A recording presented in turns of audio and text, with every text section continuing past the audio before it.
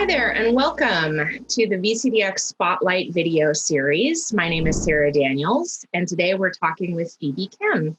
How's it going today, Phoebe? Good. How are you? Good. Can you tell us a little bit about yourself and your background? Well, hi, my name is Phoebe Kim. I'm an advanced customer engagement architect at VMware.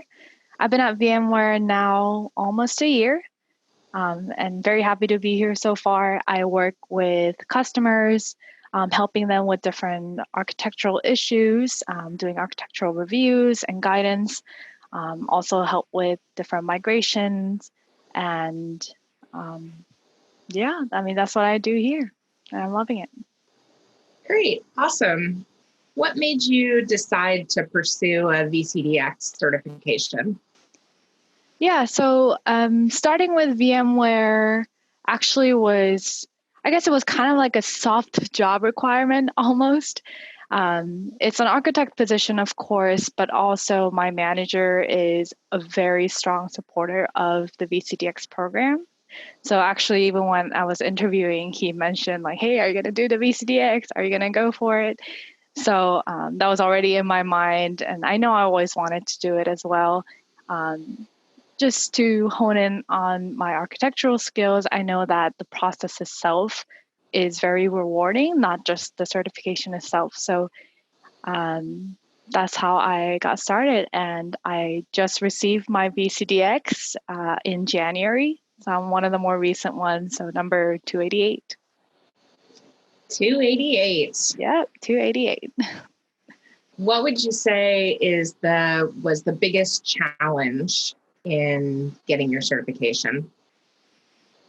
Yeah, I would say the biggest challenge was the uncertainty around the exam and how it's conducted. Like, when you first start reading about VCDX and trying to prepare, you don't exactly know what to expect unless, other people kind of tell you and you start doing mock, mock panels and start practicing.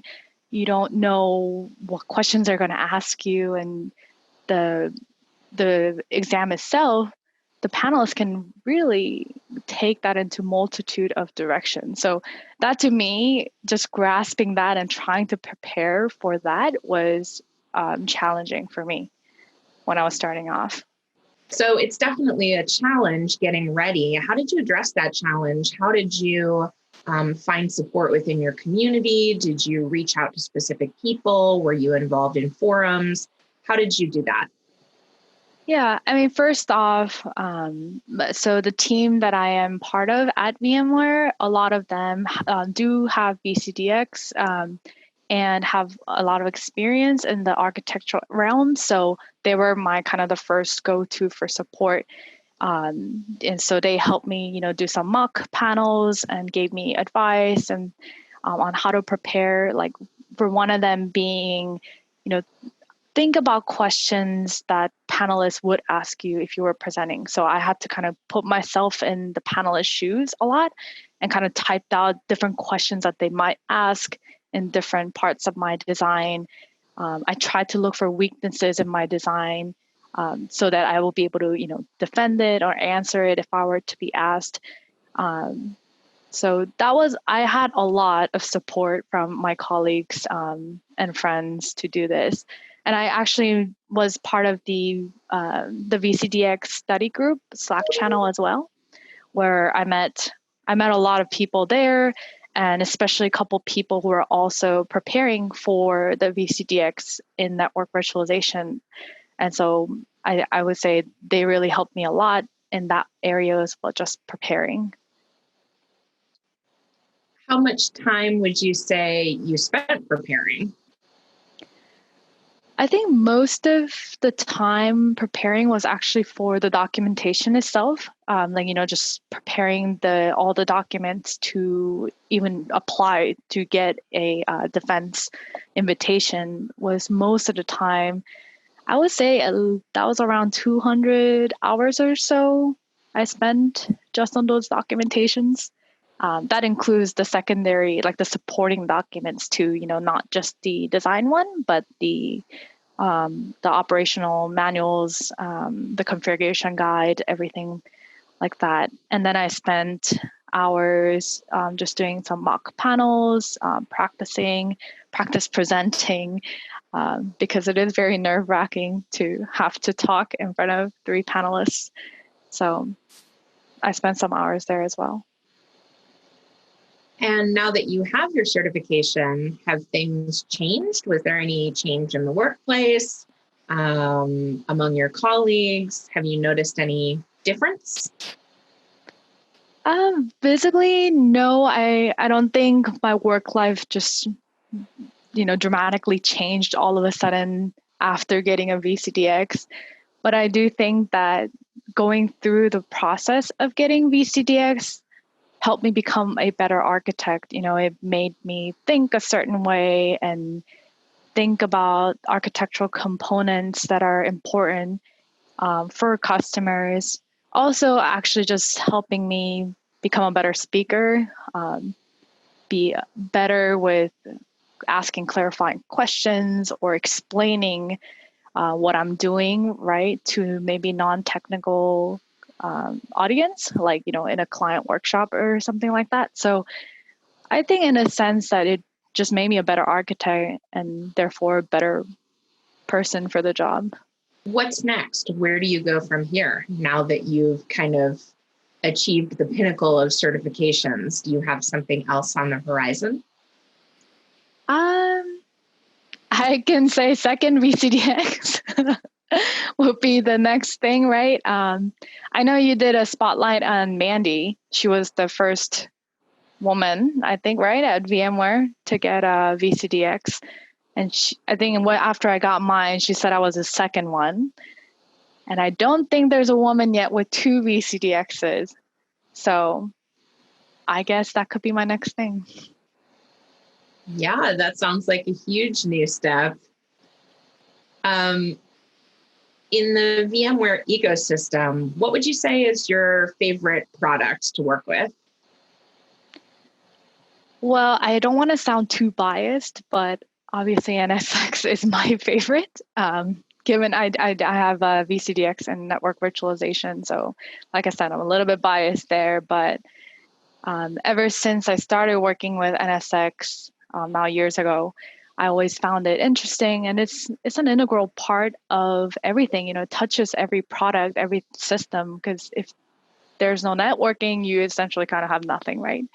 So, and I think NSX, especially with NSXT, has come a long way, and it's very interesting to see how it has evolved and how it will continue to grow. Absolutely. So are there specific kinds of projects or customers you enjoy working with the most? So I'm in different kinds of projects, depending on client needs, but I think my favorite part of my job, I would say, is working with customers, kind of solve their problems. So for example, sometimes, the client would buy products and then they kind of have it on the shelf, or they use minimal features that the product offers and don't truly see like the entire value of it. And our team helps clients and give architectural guidance on how they can really take advantage of what they have and, help them solve business problems as they move forward with the technology that they have. So I like having those conversations with clients. And in the most recent days, a lot of conversations I have with clients are about migrations within products, going from one major versions to the next, because that's kind of a big hurdle right now for a lot of clients. So having those kind of difficult conversations, but also assuring them that, we are there for them. I like having those kind of workshops and conversations. Switching gears a little bit, what would you say is the coolest innovation you've come across recently? There's a lot of cool stuff, but I think the latest one I've been interacting with is Carbon Black Cloud.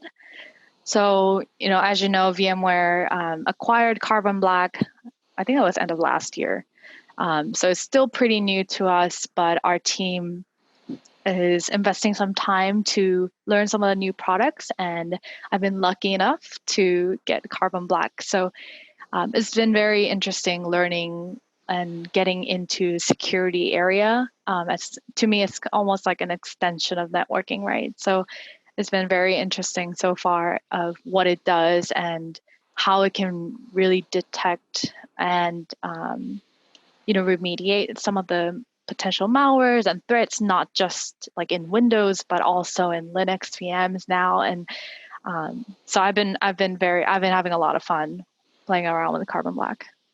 So in terms of the industry, where do you see things going? What do you see in the next 5 years or so? What's your projection? I would say automation is going to be a big player in the next coming years. It has been growing right a lot in terms of automating processes, workflows, anything that's really out there that are manual work has been, people have been trying to automate it. And I think it's going to continue that way. And it'll be really crucial, I guess, to the technology industry. That automation is really going to take over the world, is what I think. Yes, automation is certainly on the forefront of everybody's mind, I think. Yeah, for sure. Last question. If you had some advice to give to your younger self, what would it be in terms of career or certification path? If you had to tell yourself something that would have made your life easier, what would that be?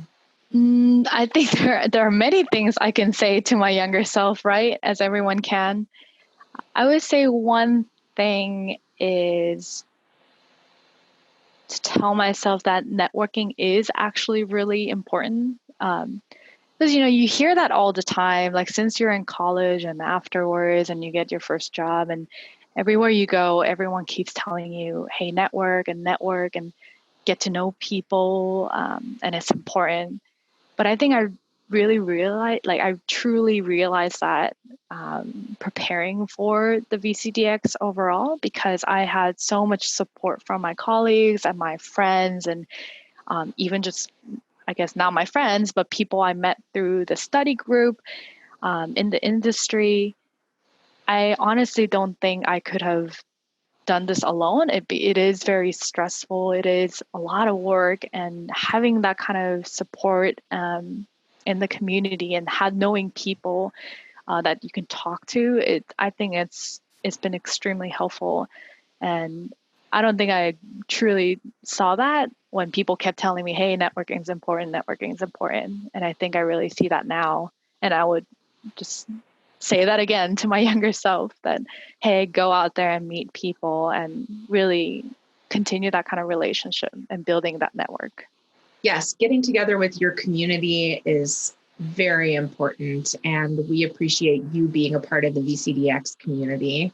Thank you so much for joining us today and answering a few questions for us. We've really appreciated having you.